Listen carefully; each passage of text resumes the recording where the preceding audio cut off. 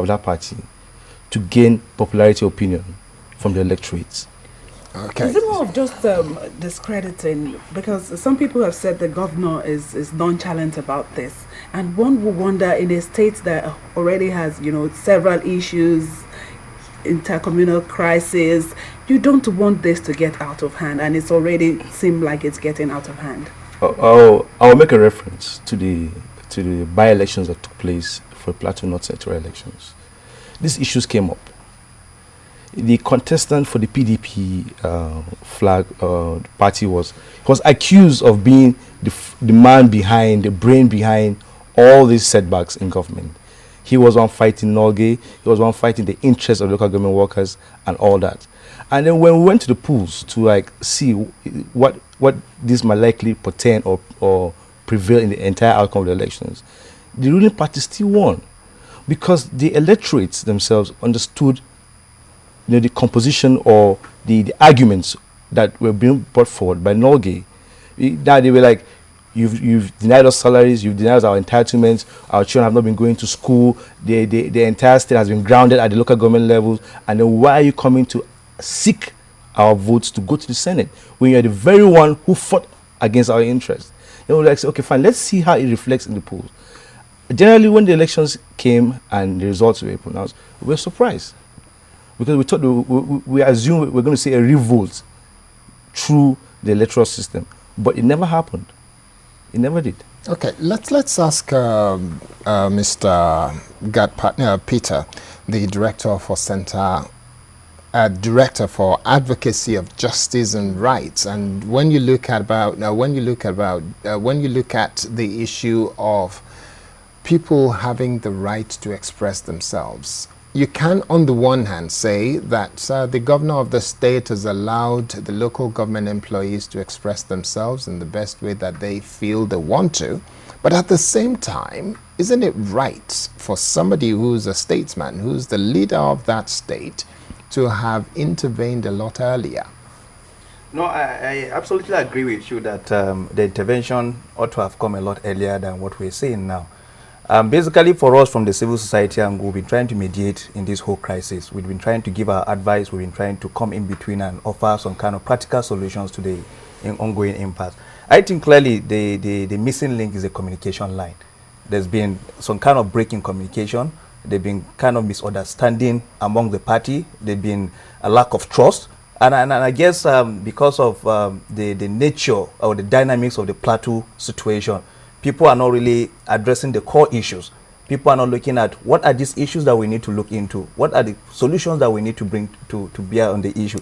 And I think that for a state like Plateau State that have witnessed the magnitude of a crisis we've witnessed over the last couple of years, whatever needed to be done fast, for us not to lose the fragile peace we're enjoying at the moment.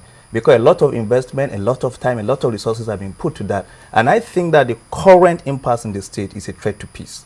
And I think that whatever that needs to be done as fast and as quick as possible. In your opinion now, how do we get out of here now? Yeah, in my opinion, which I think is the opinion of the general civil society on the Plateau, is the fact that we need to all sit on the round table and look at this issue from a very clear perspective. People taking away the issue of politics, we remove the ego massage that is in need, we remove the pride that is in need, we remove people that don't have any value to add out of that discussion. Let's look at the merit of the issue. What are those points that the Labour are saying? Where is the government coming from? Yes, I agreed that every labourer is entitled to be paid his wages. Now, if a government says we don't have resources, the government must explain in very clear terms why they cannot do this, and this is what we can afford to give. And then let's all sit down like, okay, can you take this in the interim while we solve the problem? But you see, the issue on the Plateau now is not whether the workers want to take 55% or not. It's the fact that they're saying that, look, in the last 3, 4 months, 5 months that we're on strike, you didn't pay us. Now that we're going back to work, we need you to pay these arrears. And the government is saying, no, you did not work for the last 6 months, so we cannot pay you. No work, no pay. And so we need to have a common ground. What is the situation? What can we do about this? Can we pay you 2 months, 3 months, 4 months? Why the government hold back the rest and keep negotiating if the government say they don't have resources? So I think it's the use of language. Okay, so what's the thought of civil society on the fact that children have been away from school for 7 months? Well, the thought of the civil society is heartbreaking. It's disturbing to us because for us, we're breeding another set of criminals. We're breeding another set of Boko Haramis. We're breeding another set of suicide bombers and people that are likely to grow up not having value for lives and education itself. And I think it's not a good omen for the state. And so for that singular fact, that's why we're deeply involved in the discussion with Labour and government to find an amicable solution to the whole issue. So where because are you now in the discussion? well, I wish it's something I can openly discuss. It's an ongoing discussion, and I'm not really the leader of the team that is discussing with Labour and government. But we're making progress. Monday we're going to meet, and I'm sure after Monday we should be able to have a lot of proactive measures. What we've agreed in the interim, which I think I can say very comfortably here, is the fact that the media war that is going on must be stopped. Because it doesn't say good, government issue this and then Labour respond to it. And then the people on the street are like, okay, the two gladiators are fighting. People would naturally want to take advantage of that kind of situation for good or for bad. And I think our argument is the fact that, look, both Labour and government must restrain themselves in their utterances and their comment. Because we cannot be seen as leaders that are talking for peace on one side and then at the same time our utterances overheating the system. So our appeal to both Labour and government, as such yesterday, is the fact that, look, whatever discussion should be taken away from the media. We can't find solution to the ongoing impasse on the media. We need to sit down at a table, because whatever peace cannot give you on the dialogue table, no amount of war, either war of word or war of weapon, can give you.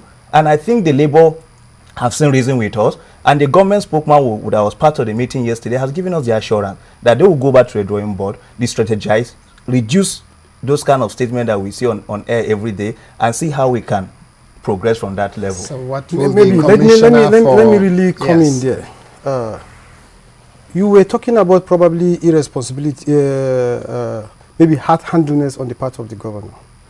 Was it a hard-handedness for the governor to impress on the local government to increase and accept the 55% increase, even when the revenue has not increased from what it was? Was that Obviously, the no. position of the governor? Yes, because we've agreed on 55. Okay. And the local government, even at that point, were shouting foul. But the governor insists that we need to really move ahead from this. We need to provide the services to the people. So you will understand that the governor played a fatherly role there. Also, I need to point out here clearly that the government have asked civil servants to come back to work and get paid even for October salary, which they did not earn because they didn't work in October. And as I'm speaking to you here, progressive civil servants have since reported, have since signed the logs, and have since started the work. The point here is this. Why the civil society are saying is disheartening for them, for this thing to continue. To government, we look at it as irresponsibility.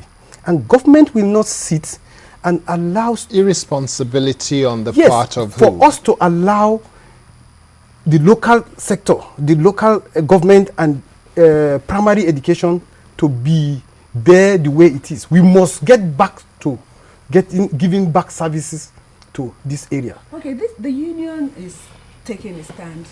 The government is saying they cannot tolerate irresponsibility.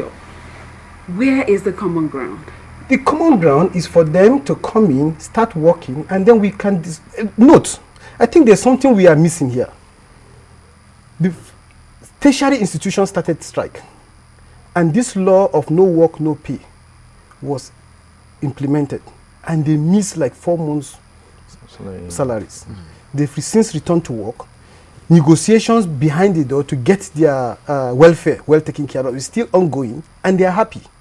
Health sector, the medical doctors still equally went on strike.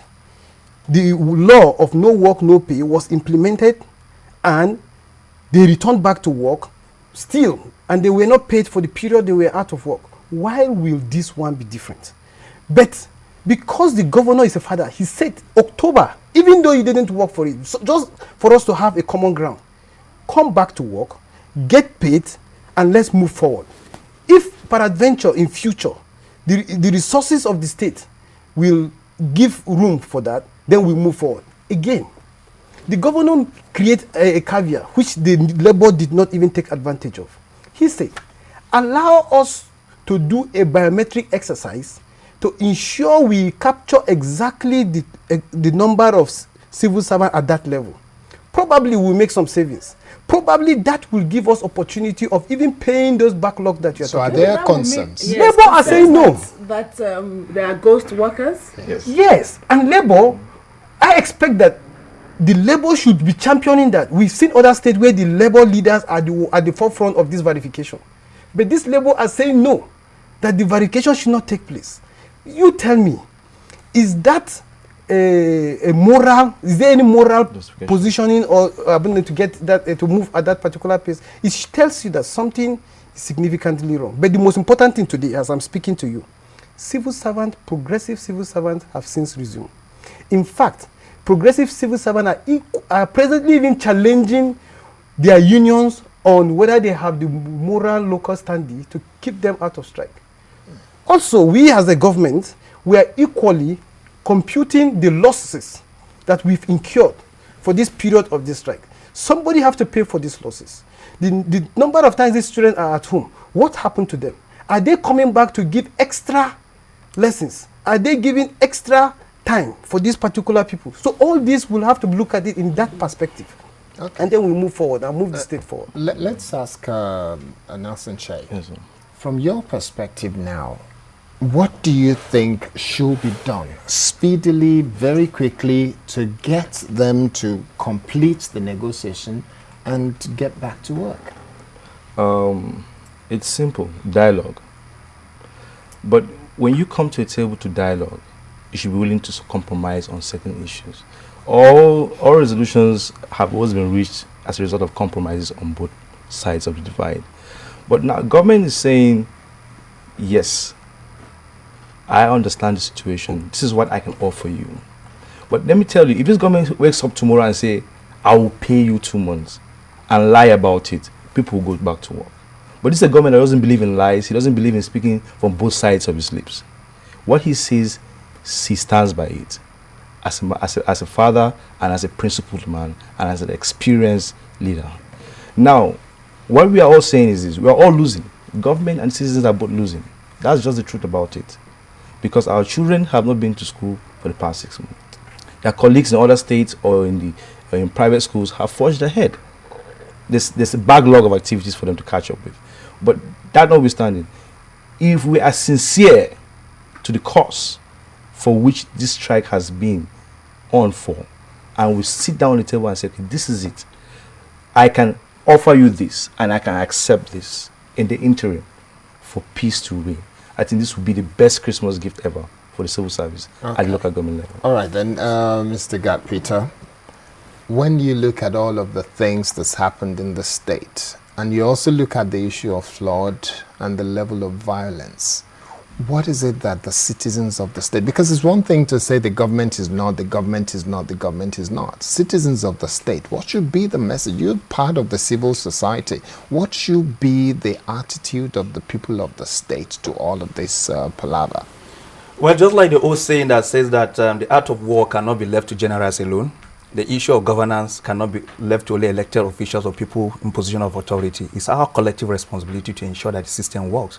And I want to speak from my constituency, which is civil society, that we've been able to galvanize the people of Plateau State to appreciate the fact that we cannot, as a people, move forward without peace. We've been able to bring various stakeholders together to agree that the state can only progress if there is justice, fairness, and equity. And the state can only be able to attain whatever developmental height we're looking for if you work with everybody, not at the same pace, but people having a feeling that we have something to offer to the system. When you look at the flood issue, the crisis and the local government impasse now, it means that the people must close rank. The people must come together and appreciate the fact that, look, nobody is going to win if the state is grounded. We're all going to lose off. But we're going to make appreciable progress if all of us close our ranks together and agree to the common fact that, look, the state needs to move on. We're talking about the future of a whole generation. We're not only talking about Plateau State, we're talking about the Middle Belt, and we're talking about Nigeria and Africa as a whole. We don't know who among those people that have been killed in the past who have made a lot of difference in this country. We don't know who among this current set of younger generation that have made the changes that Nigeria is so dearly in need of. So I think that what we need to do is to keep creating this space. opening the space for more people to have a say in it. And I'm hoping that the little contribution of the civil society on the plateau and international partner and other concerned Nigerians will be able to give us that headway that is still will be able to witness tremendous peace. I agree to the argument of both Labour, government about influence here and there, lack of understanding. But the question we're asking, who is there for the common man and woman on the street? Who is there for those young guys and young girls that are out there? Even the unborn baby that is from Plateau deserve some recognition. And I think that's the point we're saying. And I keep appealing to my friends in government and the Labour that, look, let's not personalize this whole thing.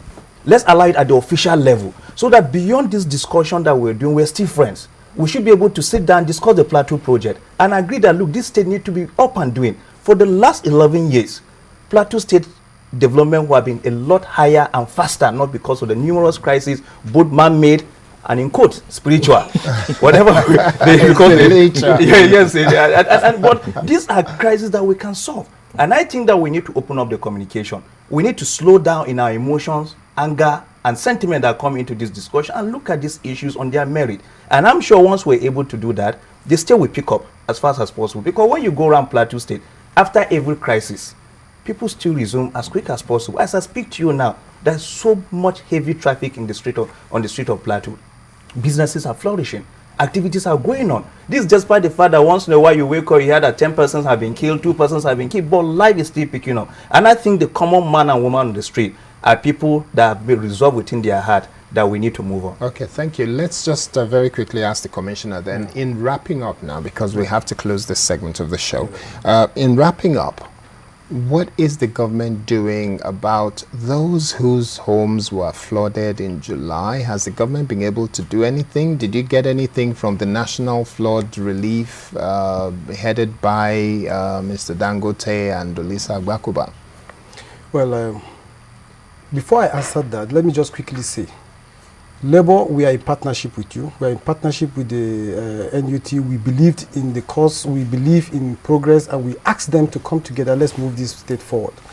Having said that, we move to the issue of the flood. Now, you will recall that the state is among the category A of the affected states when it comes to this flood. More so, the state falls within the belt that gives the food that this country is benefiting from. And this flood did not just affect Plateau State, it affects even the country. Now, what we notice, we are in receipt of the federal government position that category A states are going to get X benefit, which is the 500 billion. Have you received the benefit? As it is, the process of getting it and then working out how it's going to be utilized is there. Okay. But we are equally looking forward to the private sector-led committee and the funds that the 12 billion that was raised by the Dangote-led private sector, so that we too can benefit from that, and it will go a long way in helping our states to move forward. Thank you very much. So, final word from you as we wrap up now. Plateau State will always remain a home of peace and tourism, and we are assuring everyone that issues of this nature will always and will be amicably resolved in due time. And that's just my take on this. Okay. Yes. And on that note, we want to say thank you very much to all of you. Mr. Nelson Shea, political analyst, Pamsin Daggett, the Commissioner, Plateau State Planning Commission, and Gad Peter, Director, Center for Advocacy of Justice and Rights. Thank you very much, and we hope that Plateau State will be the plateau of peace and tourism, as is expected. God's willing.